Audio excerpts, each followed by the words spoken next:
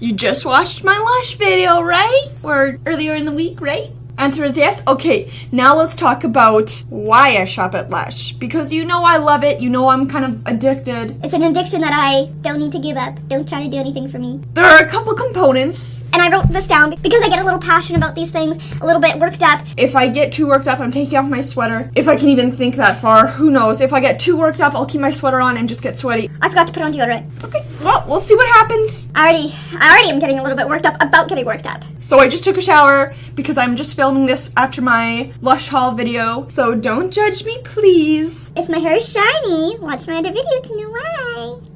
Alright, let's just start it off, okay? There are a couple components that pointed me towards spending my hard-earned coin at LUSH. Hard-earned coin. That's kind of like what the cool people say. I was kind of brought up, you get what you pay for in certain areas, especially skincare. You only have one skin till you're old. And also, This is another thing I was brought up, and it's kind of intertwined. the way you treat your skin will show as you grow up. I made that up, but it's kind of cool sounding. So the way you treat your skin will show as you grow up. Trademarked, patent, copyright. I know that goes for your body too. That's a little bit harder to do, but you just have to remember the way you treat your skin, the way you treat your body, the way you treat yourself will show up down the road. So if you're eating now all the junk food possible because you have a really great metabolism, it'll show up later. Because I used to be skinny. That's not what today's about. So, you get what you pay for, and the way you treat yourself will show up as you grow up. Also, Number 3. the fresh ingredients. I actually love that these things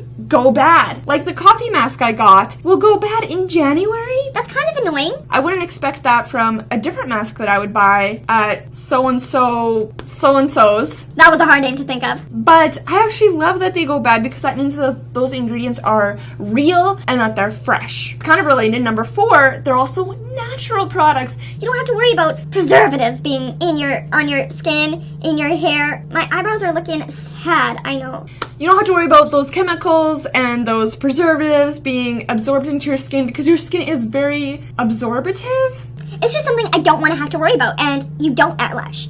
Also, all the employees I've dealt with have been super helpful, except for probably the first time I ever went in there. They can be a little bit like, if you don't look like you know what you're doing, they might avoid you. That just happened to me the first time. Every other time, they're like, oh, there's that girl. Their customer service is great, but that's just a bonus, I feel. No, actually, I really care about customer service. Their overall message, they have it posted in the window, at least where I go, and in their catalog, it's like their mission statement, how they care about the world, about animals, about these peoples in countries, the places they get their stuff. They want to ethically farm these ingredients. And they also care about their staff. It says in there, I don't have the catalog with me. I kind of wish I did. but I read it one time because I'm a nerd, and I kind of read it front to back. it said in there that they care about paying their employees properly. They know that the products are expensive, but they pay for the right ingredients, and they also pay their staff well. So I feel like that must be true because it really shows in the way that they treat you, and their knowledge is amazing. But the number one reason, the number one most important reason ever,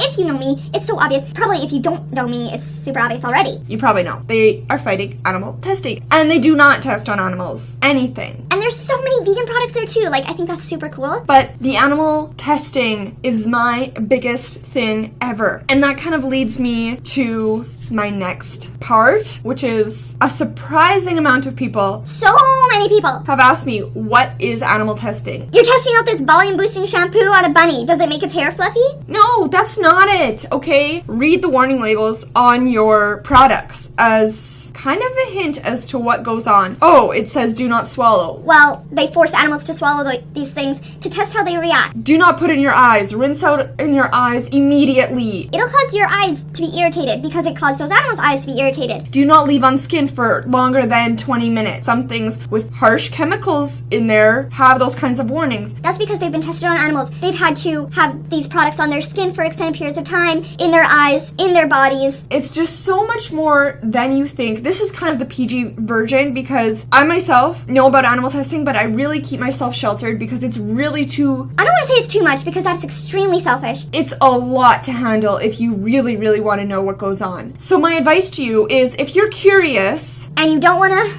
freak yourself out too much. Just read the warning labels on your products. Those facts or those instructions are there because of medical and scientific reasons. So that's the G-rated version if you want to know kind of what these animals are going through. Also, I want you to know so much more, but I don't want to get into it. I don't want to be too much. You know, so if you like these kind of videos, let me know because I definitely am interested in doing more. I am interested in even going over documentaries that you can find on Netflix. I've watched The Paw Project. I've watched a couple others. The Paw Project was probably my favorite one. It was my first real eye-opening documentary. This is what I was thinking of doing anyways for The Paw Project. Rewatching it because it's been probably 2 years or more since I watched it and kind of just give you the rundown. You know, that kind of thing. So I would do that for other documentaries as well if you're interested, if you just don't have the time to watch them or you're kind of like you just want to know about it from a little bit more of a distance because it can be really hard to watch those things. I feel as if I could just do thousands of cartwheels right now because I have so much energy pent up in me. I don't know if I started to say something and then just went off on a tangent. I'm sorry. That's just how today's video is going to be. I hope that you have a great day. Please, please, please think about the companies that you support and the products that you use. I think it's an easy way to change some lives. The less we buy from companies that test on animals, the less animal testing there'll be because it's all about supply and demand. Have a great day. Keep thinking and go love your cats.